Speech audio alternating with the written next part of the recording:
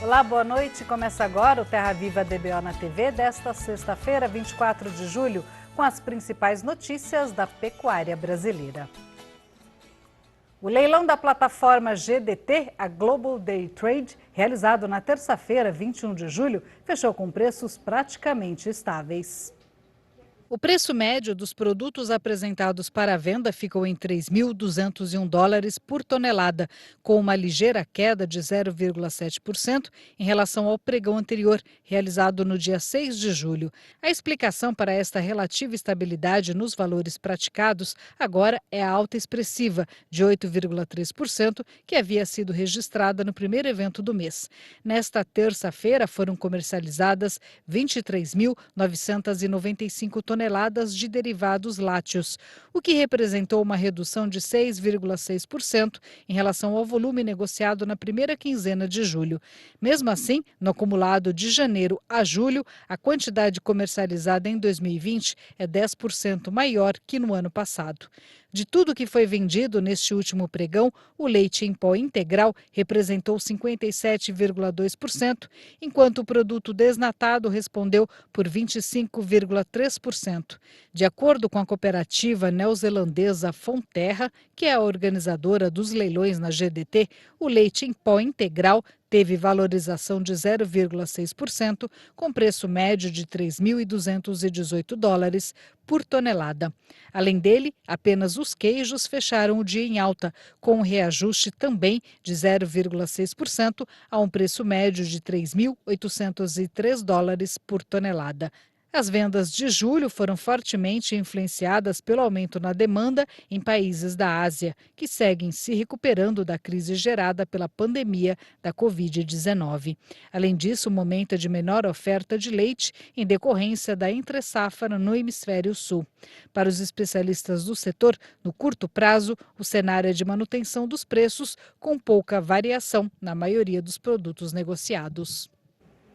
De cada 100 bezerras nascidas nas fazendas de leite do Brasil, pelo menos 15 morrem antes de completar o primeiro ano de vida. E são problemas relativamente fáceis de prevenir ou tratar. E a situação pode ser pior porque esse número só inclui as propriedades com alto nível de tecnologia na criação. Quem tem mais informações sobre este assunto é o nosso editor Sidney Masco, que já está pronto para assumir a ponteira da comitiva. Boa noite, Sidney. Seja muito bem-vindo à lida. Boa noite, Renata. Boa noite para todo mundo. Neste chão do Cerrado, pisado pelos cascos da boiada, a comitiva pioneira do Terra Viva DBO na TV já fez história, mas continua na estrada porque a nossa pionada não se ilude com as glórias passadas e, tendo então a precisão de tocar a vida em frente, já vai convidando os companheiros boiadeiros e as companheiras boiadeiras aqui presentes para ajudar a gente na nossa lida noticiarista e novidadeira, que agora está sendo começada, né? Mas então, se a mortalidade de bezerras é assim, tão grande, é desse tamanho, nas fazendas mais modernas do país, né? Imagine o amigo produtor de leite brasileiro, como deve ser a situação real, né? Na soma de todo o rebanho nacional. Pois então, para saber o que é que se pode fazer para melhorar esses resultados, a gente convidou para a nossa entrevista do dia a médica veterinária Heloíse Duarte, diretora-geral do IIBL, que é o Índice Ideagro do Leite Brasileiro, e vai participar do programa Falando ao Vivo, diretamente de Sete Lagoas, no interior das Minas Gerais. Muito boa noite, Heloíse. É uma grande satisfação ter a sua presença internet aqui no nosso rancho eletrônico. Seja muito bem-vinda e sinta-se em casa, por favor. Muito obrigada pelo convite. Vai ser um prazer conversar sobre esse assunto e melhorar o desempenho das fazendas de produção de leite do Brasil. Sidney, muito obrigada pelo convite. É um prazer receber você aqui. Agora, Heloíse, para quem ainda não conhece, né, o que vem a ser esse índice? Como é que ele funciona? Sim. Então, é o Índice Ideagro do Leite Brasileiro. A sigla é IILB. Ele é um benchmarking do desempenho zootécnico das fazendas profissionais de produção de leite do Brasil. É uma nota de 0 a 10 que leva em conta uma série de indicadores produtivos, reprodutivos, sanitários, inclusive a sobrevivência das fêmeas até 1 ano de idade, E esses cálculos são feitos com base nas fazendas que usam o software de gestão IDEAGRE. Então, atualmente ele está sendo calculado com aproximadamente 1.000 fazendas, e ele fica disponível para todas as pessoas interessadas na cadeia do leite no Brasil. É lógico que a nota individual da fazenda é sigilosa, só a própria fazenda que vê. Mas o desempenho da cadeia fica disponível para todo mundo, Sidney. Agora, Heloíse, o que é, afinal, que mata tantas bezerras nas fazendas modernas, né, do Brasil? E, pois as fazendas são tecnificadas, sim, são modernas, mas mais da metade das bezerras morrem pelos mesmos motivos de sempre. Diarreia, pneumonia e tristeza parasitária são a causa de 55% das mortalidades. O restante é distribuído em outras causas, acidentes, os problemas menos comuns. A grande maioria, 3 causas, né, que são conhecidas, são nossas conhecidas há muito tempo. Pois é, são doenças relativamente comuns, né? Todo mundo sabe o que é, todo mundo conhece os sintomas, né? O que o pecuarista tem que fazer, afinal, para evitar, né, que a mortandade seja tão grande assim? É possível ter tratamento, é possível ter prevenção, não é? Na verdade, o que é comum é comuníssimo, né? Essa máxima vale aqui. Na maioria das vezes, a prevenção é o melhor remédio nesses casos, né? E não é nada que requer alto investimento, mudança radical de estrutura, é apenas um cuidados simples de manejo. Qual é a melhor posição para o bezerreiro, para ele evitar de contaminar com as fezes de animais mais velhos, tentar proteger os animais, a higiene, nos utensílios utilizados para alimentar as bezerras, são coisas de bom senso, boas práticas, não tem nada inovador do outro mundo, é só fazer bem feito o manejo do dia a dia. É incrível a gente falar isso em pleno essa era tecnificada, pecuária 4.0, mas nesse quesito é o dia a dia, o manejo bem feito que vai fazer esse desempenho ser mais efetivo. Heloísa, agora para a gente fazer uma comparação, né? Como é que é a perda de bezerras nos países onde o setor leiteiro é mais desenvolvido do que o nosso? A gente sempre usa, nesse caso, a referência dos Estados Unidos, né? Existe um padrão ouro de criação de fêmeas nos Estados Unidos que chama DHCA, Gold Standards. O número que eles divulgam é a taxa de sobrevivência das fêmeas até a idade ao primeiro parto. Como nos Estados Unidos a maior parte do rebanho é holandês, europeu puro, a gente sabe que é aproximadamente com 24 meses. Então, no caso deles, até os 2 anos de idade, que é o número que eles divulgam, a taxa é 10% de mortalidade. Então, a gente está perdendo 15% com 1 ano. Dos Estados Unidos, as fêmeas chegam, 90% das fêmeas chegam vivas ao primeiro parto, aos 2 anos. Então, considerando a média nacional, a gente tem um desafio bom pela frente. As mais eficientes, não. As fazendas mais eficientes, quando você olha para o ILB, a gente tira um retrato da média, que é o número que a gente está comentando, que é o 15% de fêmeas que morrem antes de completar 1 ano, mas para as 10% fazendas com as melhores pontuações gerais, esse número é 9%. Então, a gente já tem fazenda que está fazendo tão bem quanto os Estados Unidos no Brasil. Bom, pelo menos tem esse lado aí que significa que a gente ainda pode melhorar bastante, né? Sim, a gente tem percebido uma melhoria ao longo das edições do índice, que são. Ele é um índice vivo, ele não é um retrato congelado. A gente faz o acompanhamento trimestral, disponibiliza, e a cada edição, a gente já está na 6ª edição, Sidney, e a cada edição a gente escolhe um dos indicadores que compõem a nota para avaliar, né? Então, a gente percebeu que esse número da média nacional estava alta e fomos tentar entender os motivos. Essas informações que eu te dei, das causas mais comuns, vieram dessa análise. Agora, Heloísa, se esse número de 15% já é muito alto, né? O que aconteceria se a gente pudesse incluir todas as fazendas do Brasil numa pesquisa semelhante a essa? Eu acho que é difícil afirmar, né? A gente tem muito desafio em relação a quando a gente avalia dados médios, sabe, Sidney? Um dos motivos da gente ter criado o índice é que muitas vezes, quando você precisava de uma informação, vamos lá, a velha produção média por matriz, você procura em dados médios do IBGE, os números ficam muito afastados das fazendas profissionais. Então, muito provavelmente, da mesma forma como você olha a média de produção de leite por matriz no Brasil, que está na casa de 6, 7 litros, e no índice DEAG do leite, isso é acima de 20, que são as fazendas profissionais, vamos fazer a mesma analogia. Se a gente olhasse para todo o rebanho, independente de ser fazenda tecnificada ou fazenda profissional, a gente vai encontrar informações muito mais alarmantes, eu tenho certeza disso. Você falou que tem outras informações que são incluídas no índice, né? Além dessa questão da mortandade de bezerros, né? Que informações são essas, Heloíse? O que a gente procurou fazer? A gente escolheu os 12 indicadores que dariam uma visão de a história da vida da vaca na fazenda. Então, a gente começa desde o nascimento até ela chegar viva até 1 ano, que é a taxa de sobrevivência de fêmeas até 1 ano. A gente avalia a taxa de concepção de novilha, idade ao primeiro serviço, vamos contando a história da vaca. Idade ao primeiro parto, produção média de leite de primíparas, secundíparas e multíparas, taxa de preias das vacas, que é importantíssimo, taxa de mortalidade das vacas, DEL médio do rebanho, e a produção média do rebanho por dia.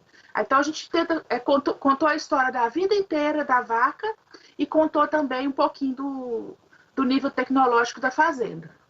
São 12 indicadores para compor uma nota unificada.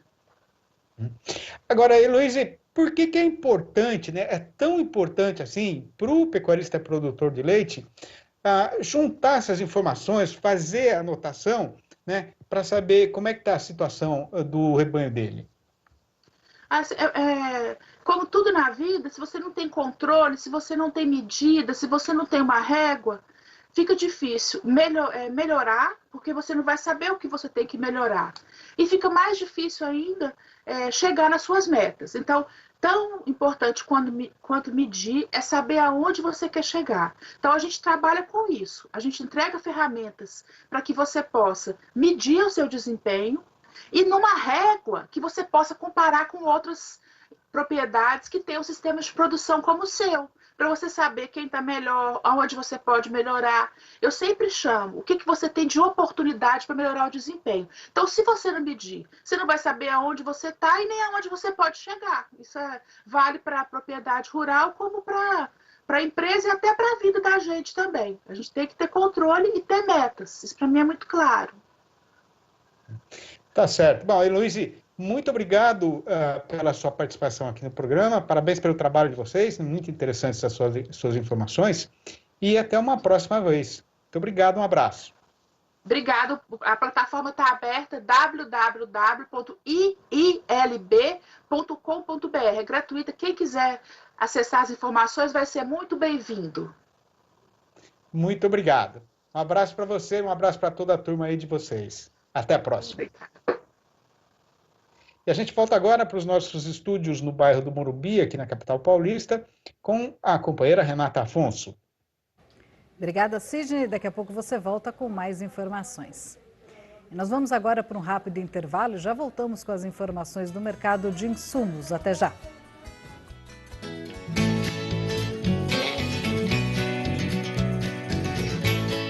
Oportunidade especial para você que não conhece ou faz tempo que não vê a revista DBO. Entre no site portaldbo.com.br/exemplar grátis e peça já a sua edição de cortesia. Leia a revista DBO e saiba porque ela é a publicação mais lida e respeitada na pecuária de corte.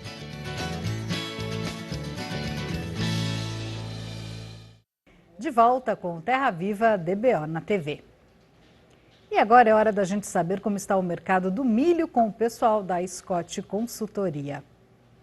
Para o pecuarista que está pensando em adquirir um insumo, pode ser uma oportunidade que nós observamos uma queda nas cotações nos últimos dias. Então, tomando a região de Campinas como referência, os negócios pelo cereal estavam entre R$ 52 e R$ 53 aí no dia 10 de julho, né, por saca de 60 quilos, e atualmente nós temos a referência entre R$ 50 e R$ 51 na região de Campinas aí por saca de 60 quilos. Então, o avanço da colheita tem pressionado as cotações, né? Nós temos mais de 70% da área colhida no Mato Grosso, próximo a 20% da área colhida no Paraná. Isso tem gerado uma pressão de baixa nas cotações do cereal.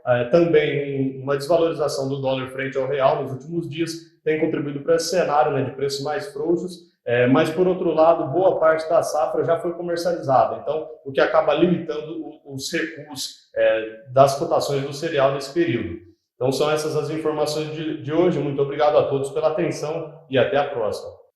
Obrigada. E Santa Catarina mantém a proibição de entrada de bovinos vindos de outros estados. Mais informações com o secretário de Agricultura, Ricardo de Gouveia. A publicação de uma instrução normativa pelo Ministério da Agricultura, de número 48, que vem vamos dizer assim, estabelecer a possibilidade de migração, de transporte, de transferência de animais, principalmente bovino e bubalino, de um estado para outro e tal, inclusive de estados que ainda são com vacinação, né, contra a aftosa, para estados sem vacinação, que é o caso de Santa Catarina. É uma instrução normativa que, na verdade, ela traz o objetivo de orientar, porém, nós temos aqui em Santa Catarina uma lei estadual, a 17.826, de dezembro de 2019, que proíbe a entrada de animais de zonas que não sejam consideradas livres sem vacinação pela OIE. Né? Ainda, mesmo que sejam reconhecidas pela OIE, tem que comprovar a origem e a identificação, que esse animal é nascido e criado naquele estado de origem. Né? Então, acho que essa lei acaba estabelecendo todo o regramento e mantendo Santa Catarina dentro do status sanitário que tem. Então, é muito importante deixar muito claro à população, aos produtores, a todos, a cadeia produtiva de Santa Catarina, que essa instrução normativa não pode sobrepor-se à lei estadual, portanto, se mantém o Estado Sanitário de Santa Catarina. Cabe destacar ainda que os demais estados que estão fazendo um trabalho de transição, não existe nenhum estado ainda reconhecido livre de aftosa sem vacinação, nem pelo Ministério da Agricultura ainda e nem pela OIE. Portanto, esses estados não podem ter desses estados a entrada de animais aqui em Santa Catarina. Vamos agora para mais um intervalo. Já voltamos com as cotações do boi gordo nessa sexta-feira. Até já. E voltamos a conversar com o companheiro Sidney Maschio para saber como ficou o fechamento do mercado do boi gordo nesta sexta-feira em todo o Brasil. É com você, Sidney.